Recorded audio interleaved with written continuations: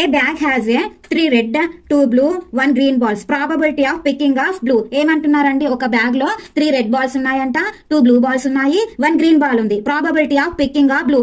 ఆ బ్యాగ్ లో నుంచి మనము బ్లూ బాల్ ని తీసుకోవడానికి ఎన్ని అవకాశాలు ఉన్నాయి అనేసి క్వశ్చన్ అడుగుతున్నారు. మళ్ళీ ఒకసారి question, bag has a 3 red balls. ఎన్నండి, రెడ్ ఈజ్ ఈక్వల్ ఎంత, 3 బాల్స్. అదే విధంగా బ్లూ బాల్స్ ఎన్ని ఉన్నాయంట, ఈజ్ ఈక్వల్ 2. అదే విధంగా గ్రీన్ ఎన్ని ఉన్నాయంట, 1. మొత్తం కలిపితే ఎన్ని బాల్స్ ఉన్నాయండి, 3 + 2 5, 5 + 1 6. ఇక్కడ ఏమంటున్నారు, పికింగ్ ఆఫ్ బ్లూ. మనకు బ్లూ బాల్ కి రావడానికి ఎన్ని అవకాశాలు ఉన్నాయి అని అంటున్నారు. Therefore blue is equal, blue ఎన్ని ఉన్నాయండి, 2. మొత్తం బాల్స్ ఎన్ని ఉన్నాయి, మనకు వచ్చిన బాల్స్ ఏంటి, 6. 2 / 6 రాసుకోవాలి. That implies 2 1s 2, 2 3s 6.